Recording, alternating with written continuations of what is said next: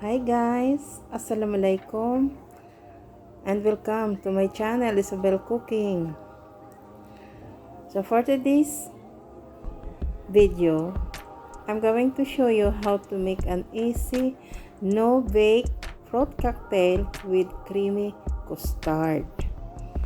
So ito guys. Okay, first step is okay guys, we combine milk and custard powder, sugar,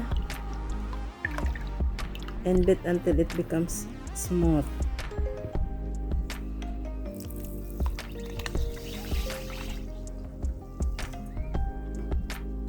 And bring the mixture to a gentle simmer over a medium heat.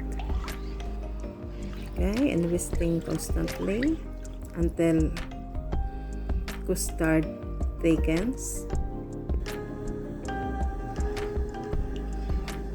Then we add the vanilla extract. Just a teaspoon of vanilla extract.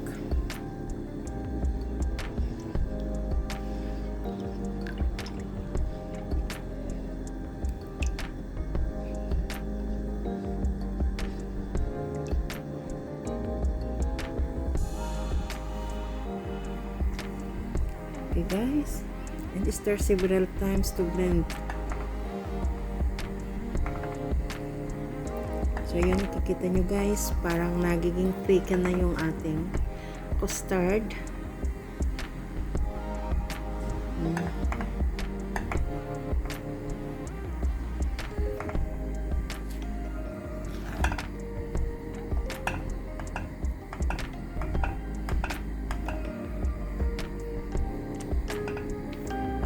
So I think it's okay.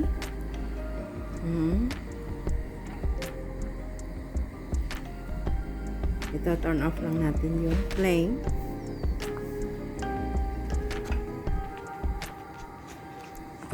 Okay guys, and remove from the heat and adding a 2 tablespoons of butter.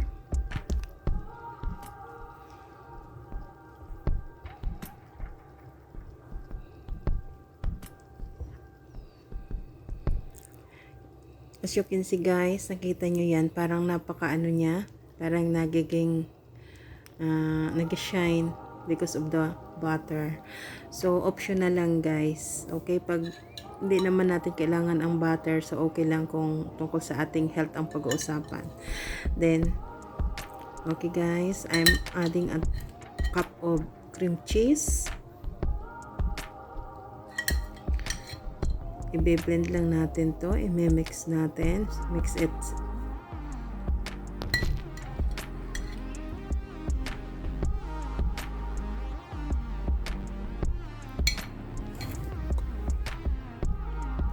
Yan. Stir. Okay. I-mix lang natin guys para makombine ang cream cheese.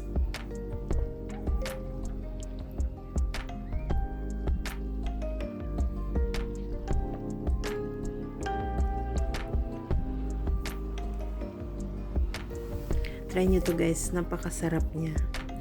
And ito guys yung ating vanilla slice cake. So ayun lang guys, para ilalagay natin sa bottom ng ating tray, and then we spread our custard cream. So, spread evenly.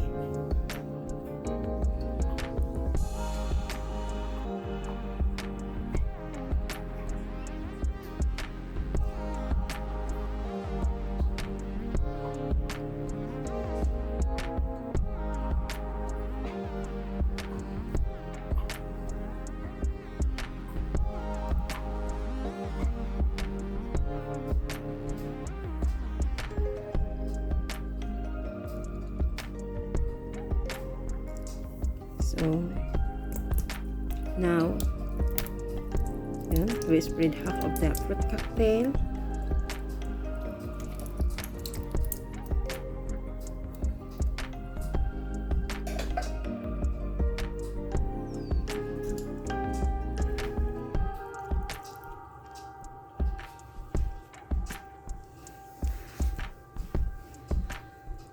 So ito guys, diba napakadali lang.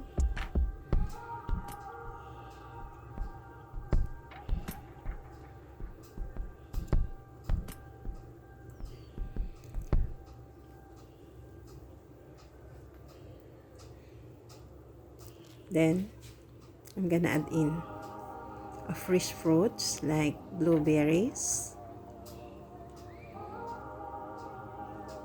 Optional lang ito guys. Pwede rin naman kahit anong fruits yung gusto natin, yung favorite natin na gusto natin ilagay, pwede.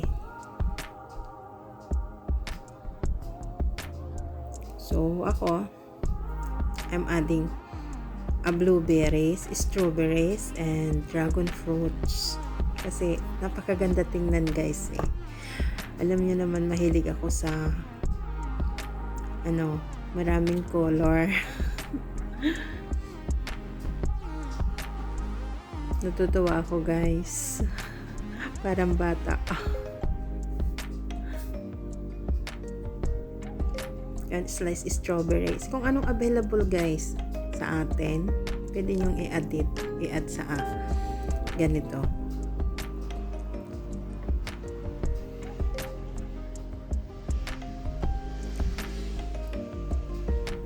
Perfect ito guys sa ating holiday season, panghanda, 'di ba?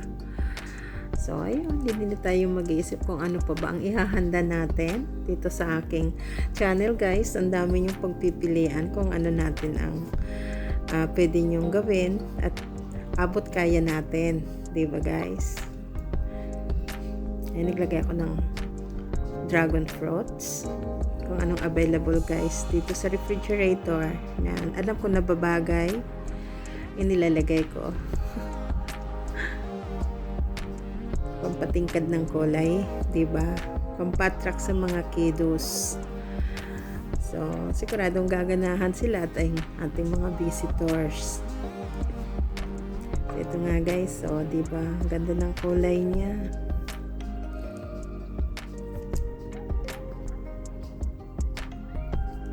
Ayun guys.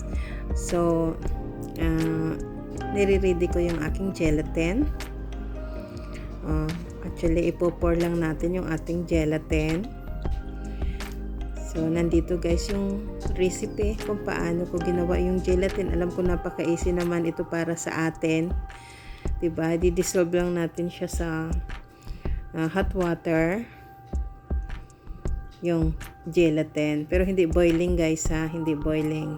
Yung kukuha lang tayo ng mainit na tubig at lalagyan natin ng gelatin. It's about half cup of water and 1 tablespoon of gelatin powder.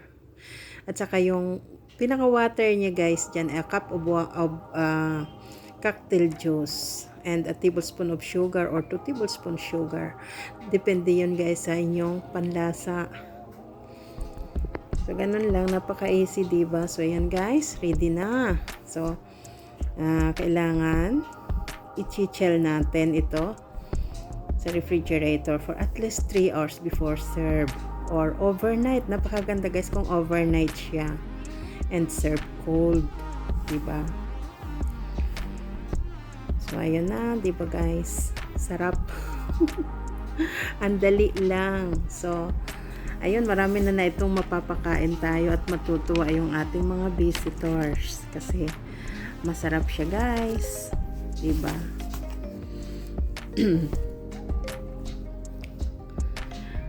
So, sana nag-enjoy kayo sa ating Novik fruit cocktail cake with creamy custard. Napakadali lang gawin guys, and syempre I hope you all enjoyed this video. Thank you for supporting me guys. And of course, magpapa-thanks ulit ako. Thanks to my regular and new subscribers, silent viewers.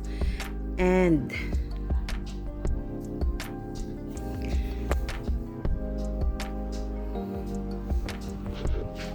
Okay guys, thanks for watching. Thanks for my regular and new subscribers and viewers, regular supporters and commenters. Thank you, I really appreciate. Stay safe everyone and God bless. Oh yes guys, papalala, if you are new to this channel, please consider subscribing, like, share.